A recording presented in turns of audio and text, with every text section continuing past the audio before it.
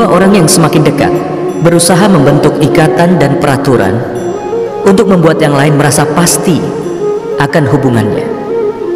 Kalau kita terlalu memikirkan setiap hubungan, kita akan segera menyadari bahwa sumber dari semua itu adalah batasan yang kita buat untuk yang lain. Dan meski bila tanpa sengaja ada orang lain yang tidak sengaja menginjak batasan itu, maka saat itu hati kita akan penuh dengan kemarahan.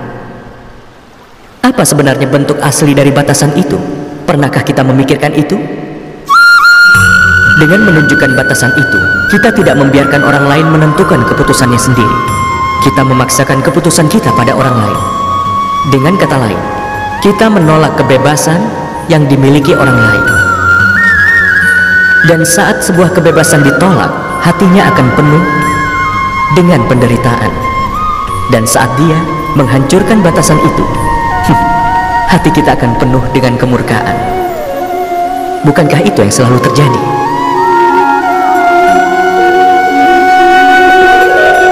Tapi kalau semua orang menghargai kebebasan orang lain, maka setiap batasan dan peraturan yang ada akan hilang.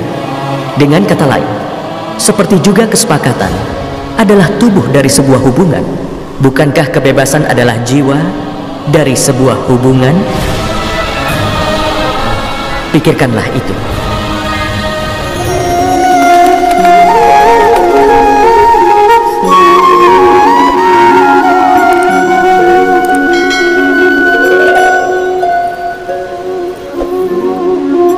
Saat membuat keputusan, kita selalu mengharapkan saran, nasihat, bantuan, dan konsultasi dari yang lain sebagai landasan. Dan landasan bagi masa depan kita sendiri bergantung pada keputusan yang kita buat saat ini. Jadi, apakah masa depan kita adalah hasil dari saran orang lain, ataukah nasihat dari orang lain di luar kita? Apakah seluruh hidup kita ini adalah hasil dari kecerdasan orang lain? Pernahkah kita pikirkan hal itu?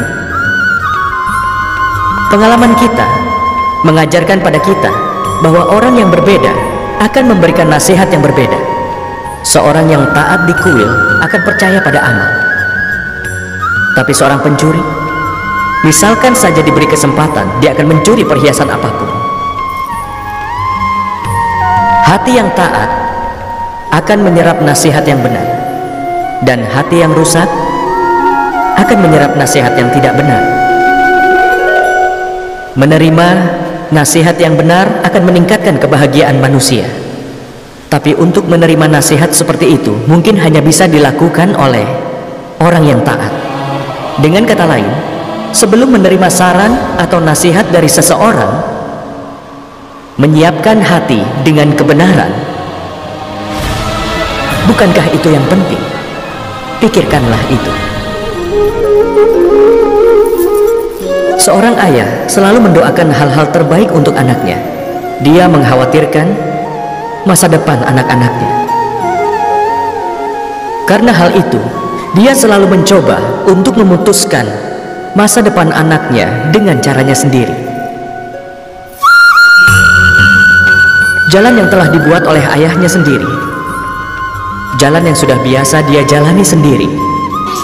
Dia sudah tahu di mana ada tempat teduh dan sinar mataharinya, dan itu jalan yang harus diambil oleh anaknya juga. Itu adalah keinginan dari setiap ayah. Memang benar, itu tujuan mulia. Tetapi kita selalu saja lupa untuk melihat kembali pada 3 pertanyaan. Pertanyaan yang mana? Pertanyaan pertama, bukankah setiap jalan itu berubah bersama waktu? Bukankah waktu selalu menghadirkan tantangan-tantangan yang lebih baru? Lalu bagaimana pengalaman dari sebuah waktu yang sudah berlalu berguna bagi generasi baru? Pertanyaan kedua, apakah setiap anak adalah gambaran dari orang tuanya? Ya, pelajaran moral selalu diajarkan pada anak-anak oleh orang tuanya, kecuali kemampuan diri. Kemampuan diri adalah sesuatu yang dianugerahkan Tuhan. Jadi apa kau percaya bahwa jalan di mana sang ayah menemukan keberhasilan adalah jalan di mana sang anak juga akan menemukan keberhasilan? Pertanyaan ketiga, Bukankah tantangan dan cobaan itu adalah keuntungan hidup? Bukankah sebuah pertanyaan baru adalah sebuah pintu menuju jawaban yang baru? Kalau begitu, apakah tindakan mengatur anak dari tantangan yang baru, rintangan dan cobaan akan menentukan mereka jadi lebih baik atau menyakitinya? Karena itu, sama juga baiknya nanti untuk mengembangkan karakter anak daripada mengembangkan masa depannya. Begitu pula, daripada memutuskan hal itu, jalan dari kehidupan seorang anak, bukankah membantu mereka menghadapi permasalahan yang baru dengan keyakinan dan pengetahuan yang menguntungkan mereka?